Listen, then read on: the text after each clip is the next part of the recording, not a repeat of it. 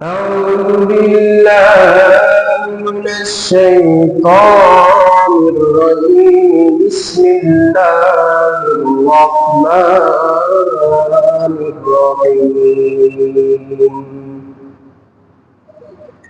ما يلفظ من قول إلا لديه رقيب عتيد.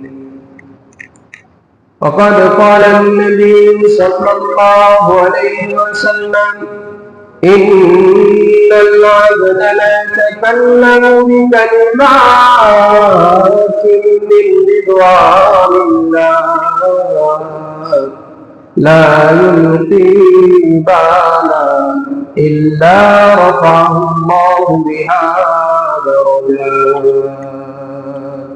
أو كما قال النبي صلى الله عليه وسلم. صدق الله العظيم وصدق رسوله النبي الكريم، ونحن على ذلك لمن الشاهدين والشاكرين والذاكرين. يا ربي صل وسلم دائما على حبيبك خير الخلق كلهم أجمعين. جراحات السنان لها الانتياب، جراحات السنان لها الانتياب، ولا ينتاب ما جرم اللسان بلغ العلا بكماله كشفت جمال جماله حسنت جميع خصاله. صلوا عليه وآله. সবাই পড়ি মাহমুদ সাল্লাল্লাহু আলাইহি বিকামালিহি কাশফাত جمالي حسنت جميع خصاله. صلوا عليه وآله. صدق الله العلي العظيم.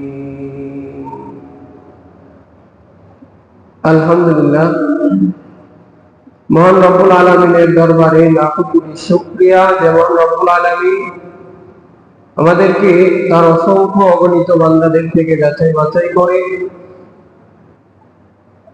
দুনিয়ার যাবতীয় কাজকর্ম থেকে ফারেক করে রব্বুল আলামিনের পবিত্র বিধান জুমার নামাজ রুকু আদায়ের লক্ষ্যে রব্বুল আলামিনের পবিত্র ঘর মসজিদে আসার বসার তৌফিক দান করেছেন। এজন্য রব্বুল আলামিনের শুকরিয়া আদায়ার্থে অন্তরের অন্তঃস্থল থেকে জোরে সোরে বলি আলহামদুলিল্লাহ। আজকে আমরা পবিত্র কালামুল্লাহ শরীফের সূরাতুল কফের 18 নম্বর আয়াত এবং বুখারী এবং মুসলিম শরীফে হযরত আবু হুরায়রা রাদিয়াল্লাহু তাআলা আনহু কর্তৃক বর্ণিত একটি হাদিস পাঠ করেছি। রব্বুল আলামিন চাহে তো আয়াতে কারিমা এবং হাদিস মুবারককে সামনে রেখে আমরা আমাদের নির্ধারিত বিষয়ের উপর কিছু আলোকপাত করার চেষ্টা করব ইনশাআল্লাহ তাআলা।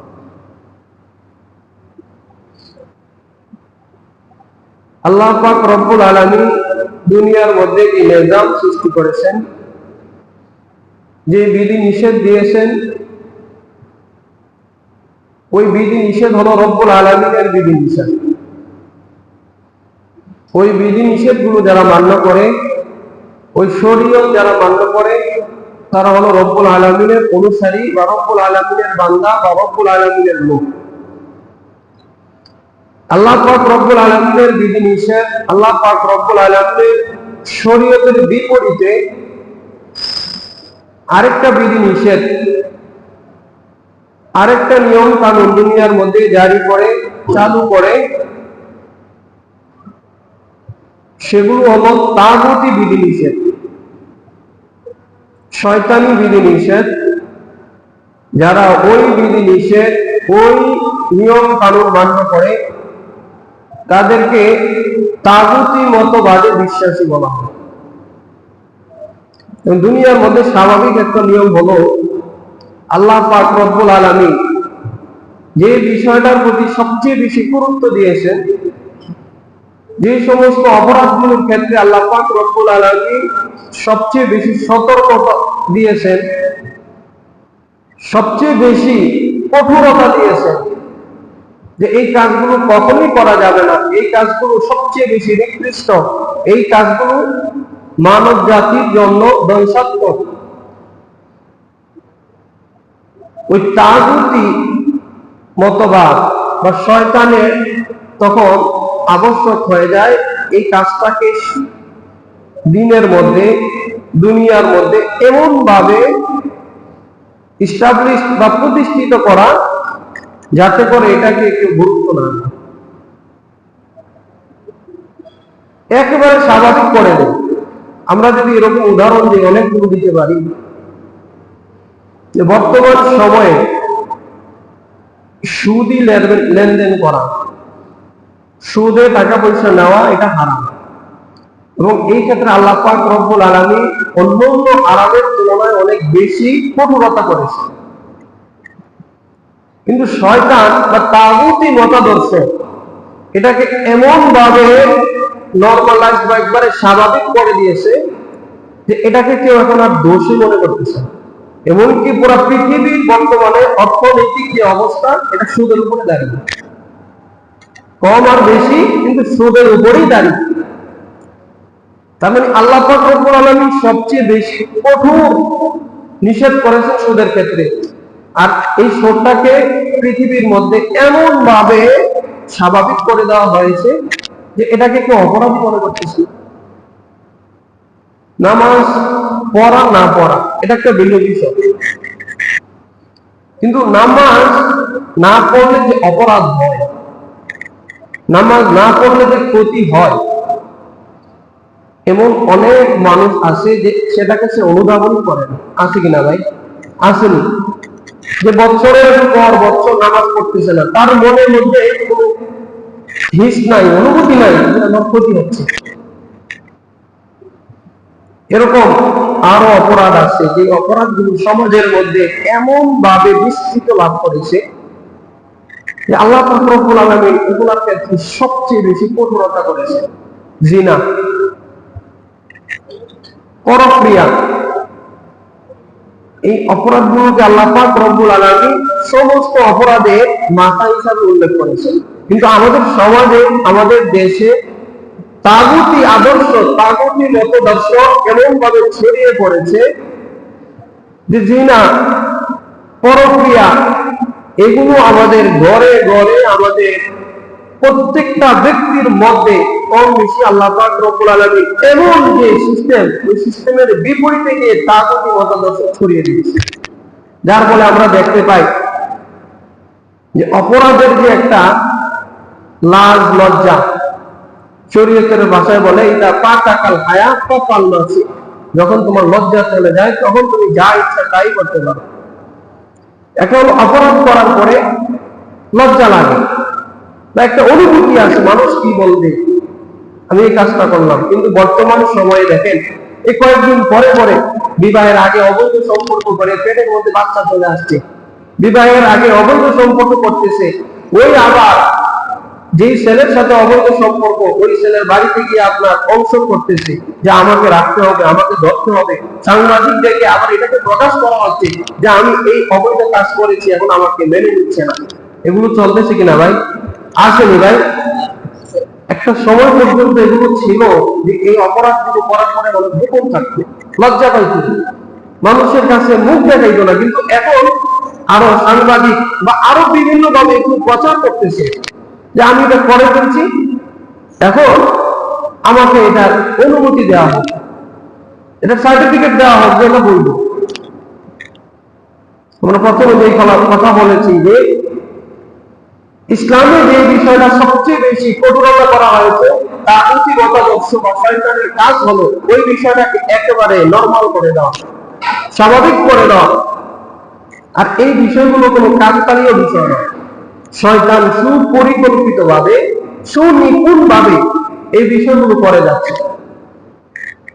ঠিক ওই সমস্ত অপরাধগুলোর মধ্যে অন্যতম একটা অপরাধ হলো আমরা যে কথা বলি জবানের অপব্যবহার, জবানের অপব্যবহার বা জবানের হেফাজত না করা।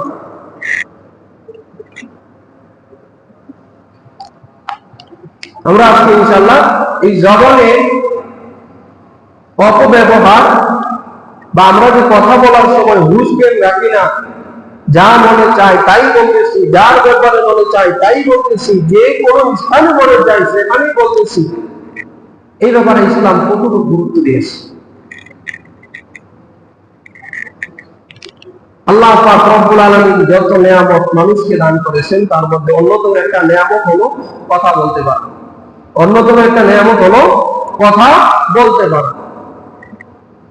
আল্লাহ পাক রব্বুল আলামিন সূরা ইব্রাহিমের 43 নম্বর আয়াতে উল্লেখ করেন, وَإِن تَعُدُّوا نِعْمَةَ اللَّهِ لَا تُحْصُوهَا وَإِن تَعُدُّوا نِعْمَةَ اللَّهِ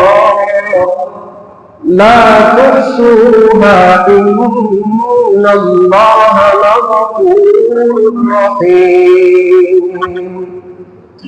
রব্বুল আলামিন সূরা ইব্রাহিমে উল্লেখ করেন, ও আমার বান্দারা, তোমাদেরকে আমি যে সমস্ত নিয়ামত দান করেছি ওই নিয়ামতগুলো যদি তোমরা সকলে মিলে গণনা করতে চাও,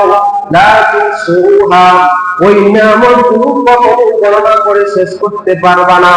মুফাসসিরিনে কেরাম থেকে দুনিয়া যত সফল যাচ্ছে, দুনিয়া যত আধুনিক হচ্ছে, দুনিয়ার মধ্যে আধুনিক যন্ত্রপাতি বের হচ্ছে, আল্লাহ রাব্বুল আলামিন বলেছেন আমার নিয়ামতগুলো গণনা করে শেষ করতে পারবা না।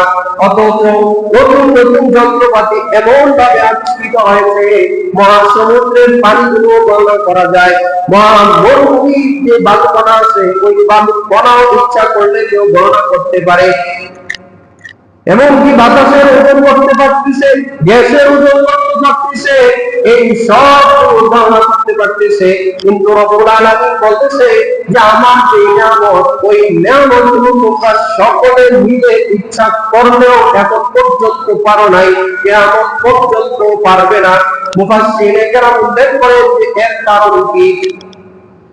রব্বুল আলামিন বলেন আমি তোমাদেরকে যে নিয়ামত দিয়েছি ওই নিয়ামতগুলো গণনা করে কিয়ামত পর্যন্ত শেষ করতে পারবা না।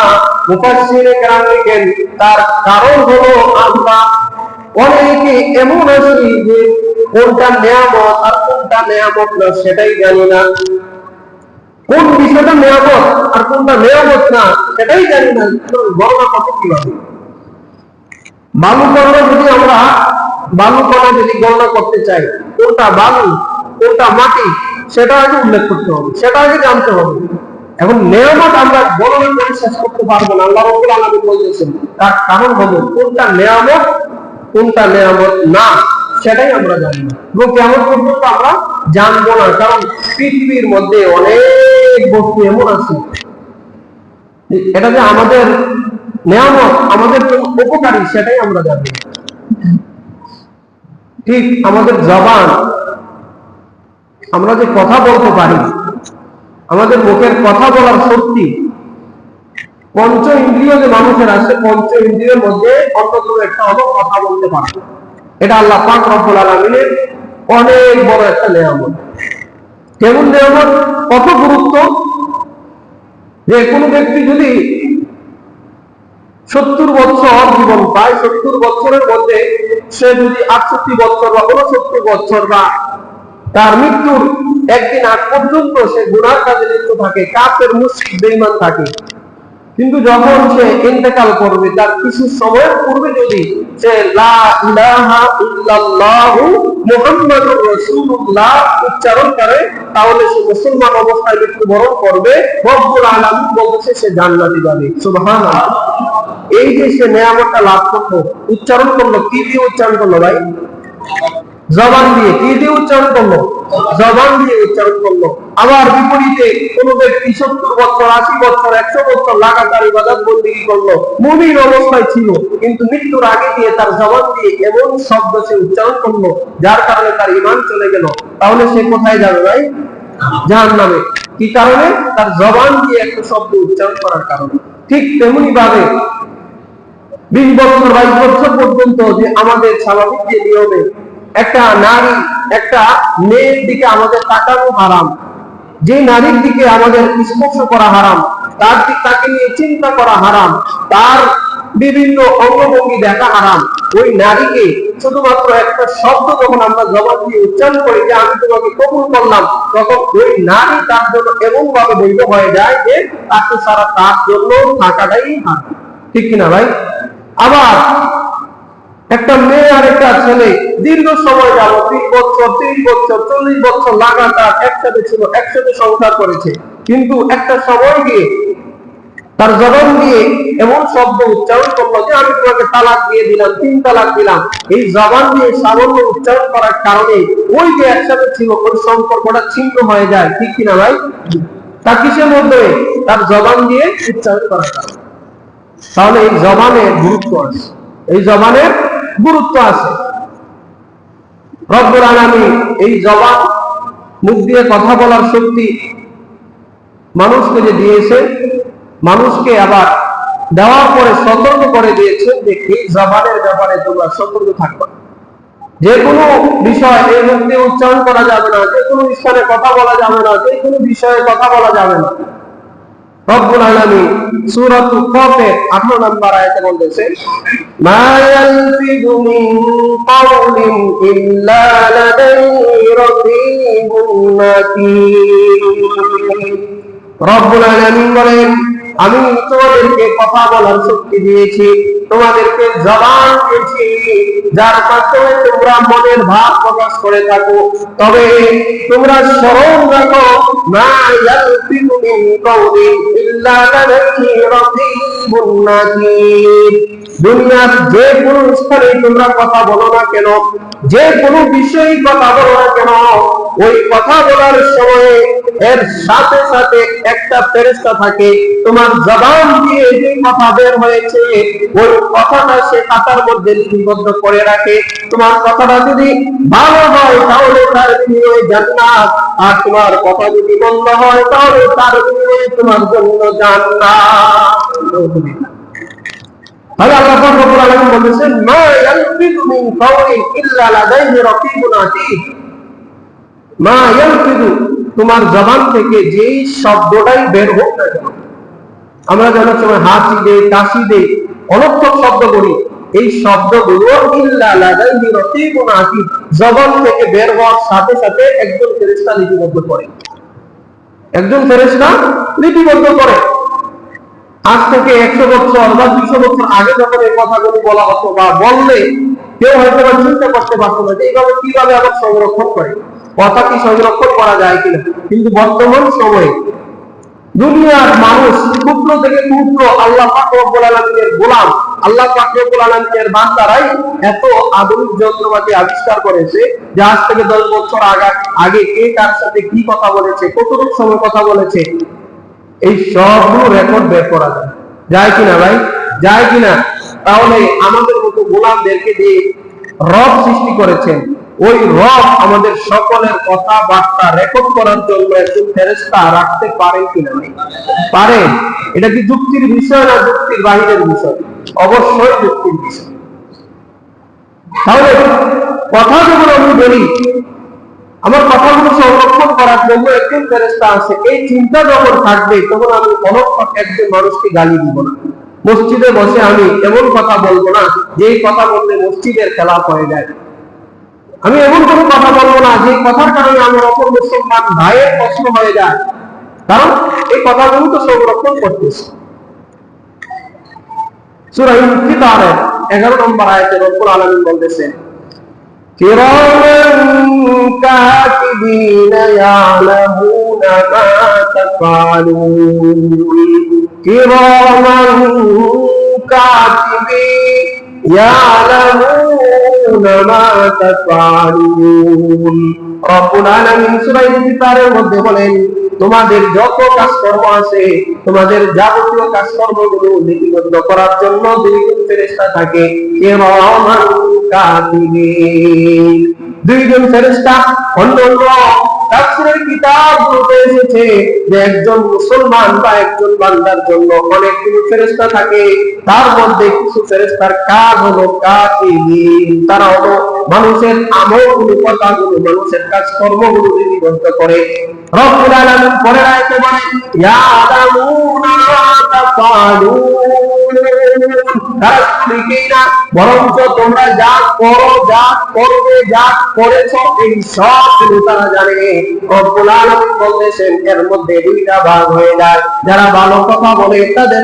আমলনামাগুলো তাদের হিসাবগুলো ভালো কাজে লেখা হয় আর যারা খারাপ কথা বলে খারাপ কাজ করে যারা মন্দ আমল করে তাদের আমলগুলো খারাপ কাজে লেখা হয় রব্বুল আলামিন বলেন ইন্নাল আবরারা লাফি নাঈম নিশ্চয়ই যারা সৎ লোক ভালো কথা বলে ভালো কাজ করে লাফি নাঈম তারা নিয়ামত রাজি অর্থাৎ জান্নাতের মধ্যে থাকবে ওয়াইনাল ফুজ্জারা লাফি জাহিম আর যারা পাপাচার করে যারা অপরাধ করে যারা গুনাহ করে বিশেষ করে যারা মন্দ কথা বলে তাদেরকে রব্বুল আলামিন জাহিম অর্থাৎ জাহান্নামের মধ্যে নিক্ষেপ করবে তাহলে সূরা ইনফিতারে 11 12 13 11 12 13 এই তিনটা আয়াতে রব্বুল আলামিন স্পষ্ট করে লিখতেছেন যে তোমাদের যাবতীয় কাজকর্মগুলো লিপিবদ্ধ করার জন্য ফেরেশতা আছে কাতিবিন আমরা অনেকে বাংলায় বলি যে কিরামান কাতিবিন আছে কিরামান কাতিবিন মানে হলো সম্মানিত লেখক সম্মানিত লেখক তার উদ্দেশ্য হলো ফেরেশতা তারা আছে এখন কিছু মানুষ আছে শুধু লেখে ওই যে দলিল যে লেখে ওই সমস্ত অফিসগুলোতে কিছু লোক আছে শুধু লেখে কি লিখতেছে কার বিষয়ে লিখতেছে এই দলিলের আচ্ছা কি মোচ্ছা কি কিছুই সে বুঝে না ফেরেশতারা এরকম না রব্বুল আলামিন বলতেছেন সূরা ইনফিতারের 12 নম্বর আয়াতে পরের আয়াতে লিখতেছে যে তোমরা দুনিয়ার লেখকদের মতো মনে করো না অনেকে দেখবেন দেয়ালে আর্ট করে অনেক সুন্দর আর্ট করতে পারে আবার ওই যে কাগজ পত্রে লিখতে পারে কিন্তু সে বাংলা ভালো করে পড়তেও পারে না লিখতেও পারে না বুঝেও না কিন্তু লিখতে পারে সুন্দর রব্বুল আলামিন বলতেছে আমার ফেরেশতাদেরকে তোমরা এমন মনে করো না তারা কি ইয়ালামুনা মা তাফআলুন তারা তোমাদের অতীতের বিষয়গুলো জানে বর্তমানে কি কাজ করতেছো সেটাও জানে আর আমি রব্বুল আলামিন তাদেরকে জানিয়ে দেওয়ার কারণে ভবিষ্যতে কি করবে সেগুলোও জানে সুবহানাল্লাহ তাহলে তারা হলো বুদ্ধিমান লেখক তারা হলো কি ভাই বুদ্ধিমান লেখক তাহলে এই আয়াতের মধ্যে রব্বুল আলামিন বলেছে তোমাদের জবান দিয়ে যে কথাগুলো বের হয় তোমাদের জবান দিয়ে যে শব্দগুলো উচ্চারণ হয় তার জন্য কিরামান কাতিবিন সম্মানিত লেখকগণ আছে সম্মানিত লেখকগণ কি আছেন যাই বের হয় তা লিপিবদ্ধ করে রাখে আল্লামা ইমাম আল-জাই রাহমাতুল্লাহি আলাইহি তার ঐতিহাসিক কিতাব সিয়ারু আলামিন নুবালা 5 নম্বর পর্বে উল্লেখ করেন যে মুমিন বান্দা আর মুনাফিক বান্দার মধ্যে একটা পার্থক্য আছে মুমিন বান্দার ক্ষেত্রে আল্লামা ইমাম আল-জাই রাহমাতুল্লাহি আলাইহি সিয়ারু আলামিন নুবালা 5 নম্বর পর্বে উল্লেখ করেন যে মুমিন বান্দা হলো ইন্নাল আবদাল মুমিনা ইয়াতাকাল্লামু কলিলা ওয়া ইয়ামালু কাসীরা মুমিন বান্দা হলো ওই ব্যক্তি যে কথা বলে কম কাজ করে বেশি মুমিন বান্দা হলো ওই ব্যক্তি যে কথা বলে কম ওয়া ইয়ামালু কাসীরা আর কাজ করে বেশি সিয়ারু আলামিন নুবালাতে আল্লামা ইমাম আল-জাই রাহমাতুল্লাহি আলাইহি মুনাফিকের কাজ কি মুনাফিকের ক্ষেত্রে বলেন ইন্নাল আবদাল মুনাফিক আর মুনাফিক বান্দা হলো সে কি করে ইয়াতাকাল্লামু কাসীরা কথা বলে বেশি ওয়া ইয়ামালু কলিলা কাজ করে কম রাসূলুল্লাহ সাল্লাল্লাহু আলাইহি ওয়াসাল্লামের হাদিসে আছে তোমাদের মধ্যে যে ব্যক্তি বেশি কথা বলে তার গুম হওয়ার প্রবল সম্ভাবনা বেশি, আর তোমাদের মধ্যে যার গুম হওয়ার সম্ভাবনা বেশি সে পথভ্রষ্ট হওয়ার সম্ভাবনা বেশি, আর যে পথভ্রষ্ট হওয়ার সম্ভাবনা বেশি তার জাহান্নামে যাওয়ার সম্ভাবনা বেশি। যেমন যেমন আমাদের জবান থেকে আমরা নির্ধারণ করে ফেলতেছি আমি জাহান্নামে যাব না জান্নাতে যাব। প্রত্যেকদিন সকালে যখন আমরা ঘুম থেকে উঠি, প্রত্যেকদিন সকালে যখন আমরা ঘুম থেকে উঠি, তিরমিজি শরীফের হাদিসে রাসূলুল্লাহ সাল্লাল্লাহু আলাইহি ওয়াসাল্লাম থেকে বর্ণিত হাদিস, আবু সাঈদ খুদরি রাদিয়াল্লাহু তাআলা আনহু হাদিসটা উল্লেখ করেছেন, প্রত্যেকদিন সকালে আমরা যখন ঘুম থেকে উঠি তখন আমাদের শরীরের যে অঙ্গ প্রত্যঙ্গগুলো আছে, আমাদের হাত, আমাদের পা, আমাদের আরো যে চোখ, আমাদের কান, এই সবগুলো জবানকে বলতে থাকে ইত্তাকিল্লাহ ইত্তাকিল্লাহ। ওই জবান তুমি আল্লাহকে ভয় করো, কারণ তুমি যদি ভালো কথা বলো তাহলে আমার হাতটা ভালো থাকবে, তাহলে আমার যে পায়ের শক্তি আছে ওই শক্তিটা ভালো কাজে দেয় হবে। চোখ বলতে থাকে ইত্তাকিল্লাহ, ওই জবান তুমি ভালো কথা বলো, কারণ তুমি যদি ভালো কথা বলো তাহলে আমার চোখ যে শক্তি আছে সেটা দিয়ে ভালো জিনিস দেখাতে পারবো। এরকম ভাবে শরীরের প্রত্যেকটা অঙ্গ প্রত্যঙ্গ জবানকে বলতে থাকে ইত্তাকিল্লাহ ইত্তাকিল্লাহ। ওই কথাগুলো শ্রবণ করার পরে যখন জবান দিয়ে ভালো কথা বের হয়, আমাদের মুখ দিয়ে যখন ভালো কথা বের হয়, তখন ওই বাকি অঙ্গ প্রত্যঙ্গগুলো বলতে থাকে তুমি যেহেতু আল্লাহকে ভয় করেছো, আল্লাহকে ভয় করে সত্য কথা বলেছো, তোমার জবান দিয়ে পূর্ণ পবিত্র কথা বলেছো, তোমার কারণে আমরা নিরাপদ হয়ে গেলাম, আর তোমার কারণে আমরা জান্নাতে চলে গেলাম। আর বিপরীতে যখন ওই জবান অন্য অঙ্গ প্রত্যঙ্গগুলোর কথা শ্রবণ না করে তখন সে খারাপ কথা বলে, মন্দ কথা বলে, গালিগালাজ করে, অপর মুসলমানকে কষ্ট দেয়, তখন বাকি অঙ্গ প্রত্যঙ্গগুলো বলতে থাকে তুমি ধ্বংস হয়ে যাও, তোমার কারণে আজকে আমাদের এই অধঃপতন, আমরা অপরাধ কাজ করতেছি, আমরা কেমন যেন তোমার কারণে জাহান্নামে চলে গেলাম। আমাদের শরীরের যে অঙ্গ প্রত্যঙ্গ, হাত, পা, চোখ, কান, এই সব গুলোকে আল্লাহ পাক রব্বুল আলামিন জবানের মুআফিক বানিয়েছেন। যখন আমি বলি যে আমি এখন খারাপ কাজ করব, তখন আমার হাত অগ্রসর হয়, আমার পা অগ্রসর হয়, আমার চোখ দিয়ে খারাপ বস্তুটা আমি দেখি, আমার কান দিয়ে খারাপ কথাটা শুনি। তাহলে এই জবান, মুখ দিয়ে যে কথা বলা, আমরা তো ইতিহাস যদি পড়ি, ইতিহাস যদি আমরা পড়ি দেখবো যে এই বর্তমান সময় পর্যন্ত দুনিয়ার সূচনালগ্ন থেকে কত বড় বড় নেতা, কত বড় বড় অধিপতি, কত বড় বড় রাষ্ট্রপতি শুধুমাত্র জবানের একটা কথা বলার কারণে ধ্বংস হয়েছে। ঠিক কিনা ভাই? ঠিক কিনা? কত বড় বড় ধর্মীয় নেতা, কত বড় বড় বংশ শুধুমাত্র তাদের জবান, তাদের কথা, এই একটা কথা, দুইটা কথার কারণে ধ্বংস হয়ে গেছে। আমাদের নিকট অতীত বা বর্তমানে যদি আমরা খেয়াল করি, অনেক নেতা আছে বা অনেক ধর্মীয় লেকচারার যারা কথা বলে, যে একটা দুইটা এমন কথা বলে ফেলেছে যার কারণে তার ঈমান নষ্ট হয়ে যাচ্ছে, যার কারণে তার তার রাজত্ব নষ্ট হয়ে যাচ্ছে, যার কারণে তার ক্ষমতা নষ্ট হয়ে যাচ্ছে। আবার এমন অনেক মানুষ আছে যে সে কথা যখন বলে তাকে দেখলে মনে হয় হাবা হাবা, কিছুই বুঝে না, কিন্তু যখন তার কথা বলা শুরু হয় এমন বুদ্ধিদীপ্ত কথা বলে যে তার হাবা হাবার চেহারাটা তার কথার দ্বারা পরিবর্তন হয়ে যায়, তাকে বুদ্ধিমান মনে হয়। এই কারণে রাসূলুল্লাহ সাল্লাল্লাহু আলাইহি ওয়াসাল্লাম বলেছেন যে আমাদের কথা আমাদেরকে নাজাত দিবে, আমাদের কথা কিছু কিছু ক্ষেত্রে আমাদেরকে জাহান্নামে নিয়ে যাবে। আমরা যে হাদিসটা উল্লেখ করেছি বুখারী এবং মুসলিম শরীফের হাদিস, অর্থাৎ আবু হুরায়রা রাদিয়াল্লাহু তাআলা আনহু এই হাদিসটা উল্লেখ করে তিনি বলেন عن ابي هريره رضي الله تعالى عنه قال قال النبي صلى الله عليه وسلم ان العبد لا يتكلم بكلمات الله بكلمات من رضا الله تعالى। আল্লাহর নবী সাল্লাল্লাহু আলাইহি ওয়াসাল্লাম বলেন যখন কোন মুমিন ব্যক্তি কথা বলে আল্লাহ পাক রব্বুল আলামিনকে রাজি খুশি করার জন্য, লা ইউনফি বালা, ওই শব্দের চেয়ে ওই কথার কোনো অর্থ সে জানে না, ওই কথার দ্বারা কি উদ্দেশ্য, ওই কথার কি মর্ম সেটা সে বুঝে না। রব্বুল আলামিন তাকে এই কথার কারণে জান্নাতের যতগুলো দরজা আছে ওই সবগুলো দরজার উপরে তাকে মাকাম দিয়ে দেন এবং তাকে জান্নাতের সর্বোচ্চ আসনে সমাসীন করে দেন। এই হাদিসের ব্যাখ্যায় মুহাদ্দিসুল কিরাম লিখেন, মুসলমানদের মধ্যে অনেক মুসলমান এমন আছে সে যখন জবান দিয়ে বলে সুবহানাল্লাহ আলহামদুলিল্লাহ আল্লাহু আকবার, সে এটার অর্থ বুঝে না, সে এটার দ্বারা কি উদ্দেশ্য সেটাও বুঝে না।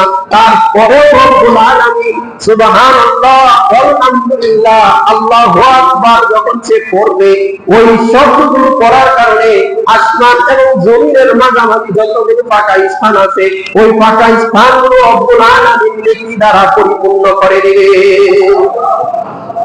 আমাদের মধ্যে অনেকে আছে না ভাই, সুবহানাল্লাহ শব্দের অর্থ অনেকেই জানি না, আলহামদুলিল্লাহ শব্দের অর্থ অনেকেই জানি না, আল্লাহু আকবার শব্দের অর্থ অনেকেই জানি না, কিন্তু সে সুবহানাল্লাহ আলহামদুলিল্লাহ আল্লাহু আকবার পড়তেছে। আমাদের কি মনে হয় এটার দ্বারা সওয়াব হবে কিনা ভাই? হবে না ভাই? অবশ্যই হবে। রাসূলুল্লাহ সাল্লাল্লাহু আলাইহি ওয়াসাল্লাম বলেন, কামনা মা বাইনা আসমাই ওয়াল আরদ, আসমান এবং জমিনের মাঝামাঝি যত ফাঁকা স্থান আছে কোন ব্যক্তি যদি আল্লাহ পাক রব্বুল আলামিনকে বিশ্বাস করে সুবহানাল্লাহ আলহামদুলিল্লাহ আল্লাহু আকবার করে, সে অর্থ বুঝুক, সে উদ্দেশ্য বুঝুক, সে মর্মত্ব বুঝুক বা না বুঝুক, আল্লাহ পাক রব্বুল আলামিন নেকি দিয়ে সেগুলো পূরণ করে দিবেন। সুবহানাল্লাহ। সবাই আমরা পড়ি একবার, সুবহানাল্লাহ আলহামদুলিল্লাহ আল্লাহু আকবার লা ইলাহা ইল্লাল্লাহ। এই যে পড়লাম, অনেকে আমরা অর্থ জানি না, সওয়াব হবে কিনা ভাই? নামাজের মধ্যে আমরা যে পড়ি সামি আল্লাহু লিমান হামিদা, সুবহানা রাব্বিয়াল আযীম, সুবহানা রাব্বিয়াল আলা, আত-তাহিয়াতু মুরসালিন, এগুলোর অর্থ আমরা অনেকেই জানি না। এগুলোর সওয়াব হবে কিনা? রাসূলুল্লাহ সাল্লাল্লাহু আলাইহি ওয়াসাল্লাম বলতেছেন, লা ইউতি বালা, সে আল্লাহ পাক রব্বুল আলামিনকে রাজি খুশি করার জন্য এই শব্দগুলো পড়েছে, কিন্তু অর্থ বুঝে না, তত্ত্ব বুঝে না, মর্ম বুঝে না, উদ্দেশ্য বুঝে না, ইল্লা রাফাআল্লাহু বিহা দারাজাত, জান্নাতে তাকে কোটি কোটি দরজা অর্থাৎ স্তর তাকে দান করে দিবেন। তাহলে জবান দিয়ে যা বের হয়, আমরা বুঝে বলি, না বুঝে বলি, ইচ্ছায় বলি, অনিচ্ছায় বলি, এগুলোর একটা প্রতিক্রিয়া আছে।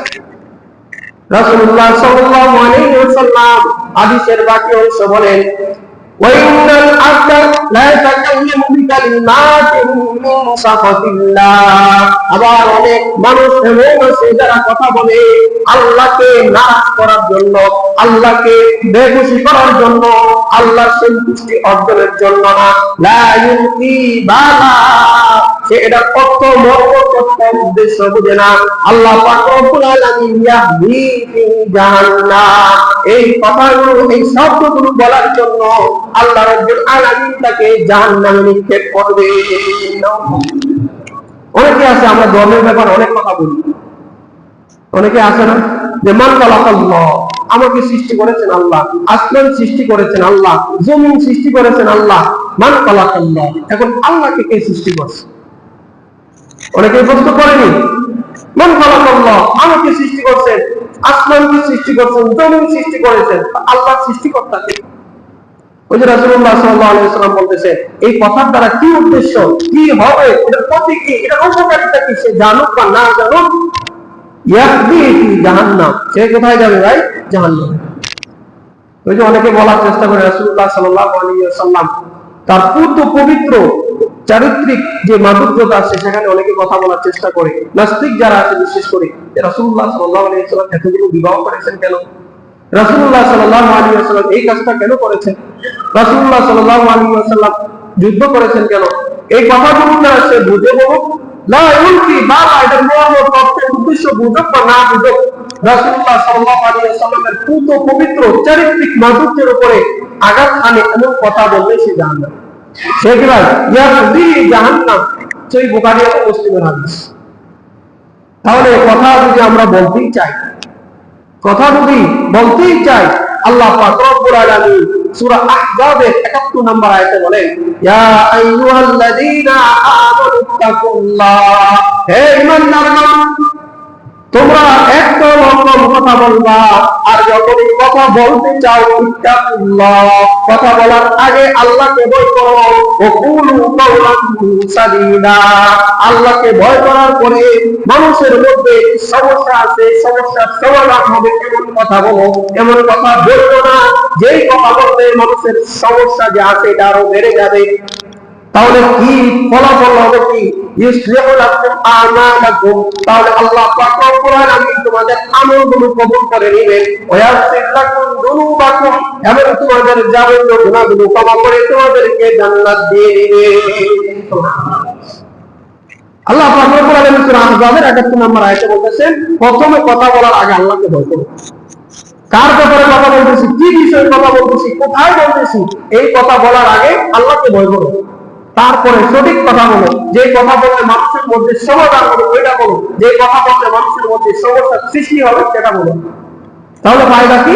ইউসলিহু লাকুম আমালাকুম, তোমাদের আমলগুলো আল্লাহ পাক রব্বুল আলামিন সংশোধন করে দিবেন।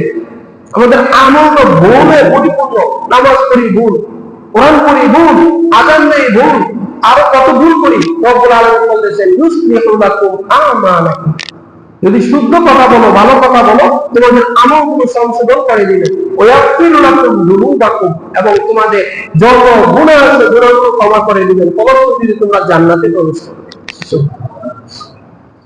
রাসূলুল্লাহ সাল্লাল্লাহু আলাইহি ওয়াসাল্লাম আরেক হাদিসে উল্লেখ করেন, বুখারী শরীফের হাদিস, রাসূলুল্লাহ সাল্লাল্লাহু আলাইহি ওয়াসাল্লাম বলেন, মান কানা ইউমিনু বিল্লাহ ওয়াল ইয়াউমিল আখির ফালইয়াকুল খায়রা আও লিয়াসুত, তোমাদের মধ্যে যে ব্যক্তি আল্লাহকে বিশ্বাস করে, পরকালে বিশ্বাস করে, নবী রাসূলকে বিশ্বাস করে, এবং পরকালের যে দিবস আছে ওই দিবসে বিশ্বাস করে, ফালইয়াকুল খায়রা, সে যেন অবশ্যই অবশ্যই ভালো কথা বলে, আর যদি ভালো কথা খুঁজে না পায় আও লিয়াসমুত, ভালো কথা বলতে না পারলে সে যেন চুপ থাকে। রাসূলুল্লাহ সাল্লাল্লাহু আলাইহি ওয়াসাল্লাম বলেন যে যদি ঈমান আনতে চাও, মুমিন হতে চাও, আল্লাহকে বিশ্বাস করতে চাও, কিয়ামতকে বিশ্বাস করতে চাও, নবী রাসূলকে বিশ্বাস করতে চাও, অবশ্যই ভালো কথা বলো। ভালো কথা খুঁজে না পাইলে চুপ থাকো, ভালো কথা খুঁজে না পাইলে চুপ থাকো। আমরা যে আমাদের যে জবান আল্লাহ তাআলা দান করেছেন, এই জবানের বিনিময়ে আমরা জান্নাত লাভ করতে পারি, একবারে গ্যারান্টি সহকারে জান্নাত লাভ করতে পারি। রাসূলুল্লাহ সাল্লাল্লাহু আলাইহি ওয়াসাল্লামের হাদিস আছে, বুখারী শরীফের হাদিস, আবু সাঈদ খুদরি রাদিয়াল্লাহু তাআলা আনহু কর্তৃক বর্ণিত হাদিস, তিনি বলেন, ক্বালা রাসূলুল্লাহ সাল্লাল্লাহু আলাইহি ওয়াসাল্লাম, মান ইয়াজমাননি মা বাইনা ইয়াদাইহি মা বাইনা লিয়াইহি ওয়া মা বাইনা রিজলাইহি আজমানাহুল জান্নাহ। রাসূলুল্লাহ সাল্লাল্লাহু আলাইহি ওয়াসাল্লাম বলেন, তোমাদের দুই চোয়ালের মাঝখানে, দুই গালের মাঝখানে, অর্থাৎ তোমাদের জবানের যে জিম্মাদার নিয়ে নিবে, এবং দুই গালের মাঝখানে অর্থাৎ লজ্জাস্থানের যে জিম্মাদার নিয়ে নিবে, আমি রাসূলুল্লাহ সাল্লাল্লাহু আলাইহি ওয়াসাল্লাম তার জন্য জান্নাতের জামিনদার হয়ে গেলাম। দুইটা বিষয়ের কথা বলেছেন, এক হলো জবান হেফাজত করা, আরেক হলো লজ্জাস্থান কেউ যদি হেফাজত করে। রাসূলুল্লাহ সাল্লাল্লাহু আলাইহি ওয়াসাল্লাম বলতেছেন, আজমানাহুল জান্নাহ, আমি রাসূলুল্লাহ সাল্লাল্লাহু আলাইহি ওয়াসাল্লাম তার জামিনদার হয়ে গেলাম। কথা অনেক বড় কথা, রাসূলুল্লাহ সাল্লাল্লাহু আলাইহি ওয়াসাল্লাম জিম্মাদার হয়েছে যে তাকে জান্নাতে নিয়েই ছাড়বে। এখন এই জবানের অপব্যবহার, খারাপ কথাগুলো থেকে বেঁচে থাকার জন্য আমাদের অনেকগুলো কাজ করা যায়। এক নাম্বার হলো রাসূলুল্লাহ সাল্লাল্লাহু আলাইহি ওয়াসাল্লাম হাদিসে বলেছেন যে গীবত ছেড়ে দাও, গীবত ছেড়ে দাও। জবানের যে অপকারিতা আছে, জবানের যে অপব্যবহার আছে সেগুলো থেকে বাঁচতে পারবা। আরেক হলো মানুষের ব্যাপারে কুধারণা থেকে বেঁচে থাকা। সূরা মুহাম্মদের আয়াতে আল্লাহ পাক রব্বুল আলামিন বলেছেন, ইয়া আইয়ুহাল্লাযীনা আমানু বিতানিবু কাসীরাম মিনাদ-দান, হে ঈমানদারগণ, তোমাদের মধ্যে অনেক মানুষ আছে যে তোমরা মানুষের ব্যাপারে শুধুমাত্র কুধারণা করে কথা বলো, ধারণার উপরে কথা বলে ছেড়ে দাও। ইন্না বা'দাদ-দান্নি, মনে রেখো তোমাদের মধ্যে যে অপবাদ দাও বা ধারণা করে কথা বলো, তোমাদের অধিকাংশ ধারণাই হয়ে থাকে মিথ্যা। আল্লাহ রাব্বুল আলামিন বলেন, তোমরা কি এটা পছন্দ করবা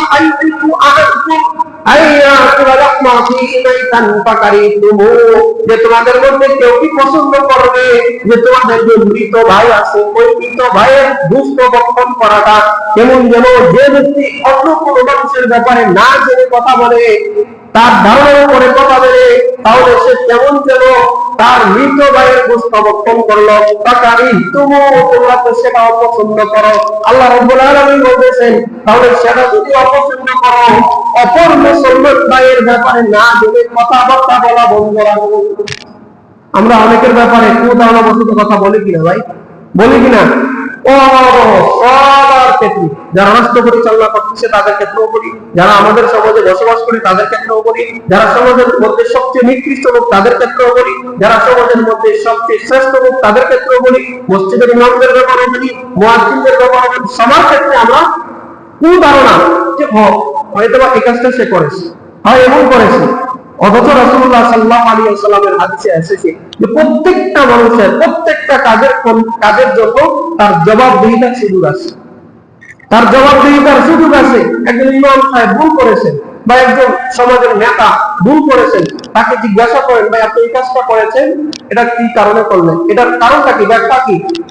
এটা জিজ্ঞাসা করা রাসূলুল্লাহ সাল্লাল্লাহু আলাইহি ওয়াসাল্লাম বলেছেন এটা মুমিনের আলামত, এটা মুমিনের আলামত। আর এটার ভালো ব্যাখ্যা খারাপ ব্যাখ্যা এটার মূল বিষয়টা কি না জেনে অপবাদ দেওয়া, অনর্থক কথা বলা, এটা হলো মুমিনের মুনাফিকের আলামত। রাসূলুল্লাহ সাল্লাল্লাহু আলাইহি ওয়াসাল্লাম বলেছেন আল গীবাতু আশাদ্দু মিনাজ জিনা। বুখারী শরীফের হাদিস যে কোন ব্যক্তি অগোচরে তার অন্য বিষয়গুলো অপর কোন ব্যক্তির কাছে উল্লেখ করা হলো গীবত। আর আল গীবাতু আশাদ্দু মিনাজ জিনা, গীবত করা জিনার চেয়ে বেশি মারাত্মক। সাহাবায়ে কেরাম আরজ করলেন ইয়া রাসূলুল্লাহ ইয়া হাবিবাল্লাহ, কিভাবে আমাদের সমাজে জিনাকে আমরা কত কঠিন মনে করি, জিনা করলে তাকে পাথর মেরে হত্যা করি, জিনা করলে তাকে বেত্রাঘাত করি, আপনি বলতেছেন জিনার থেকে কঠিন গুনাহ হলো গীবত করা। রাসূলুল্লাহ সাল্লাল্লাহু আলাইহি ওয়াসাল্লাম বললেন যে কোন ব্যক্তি যদি জিনা করে সে তো এমনও হতে পারে তওবা করেছে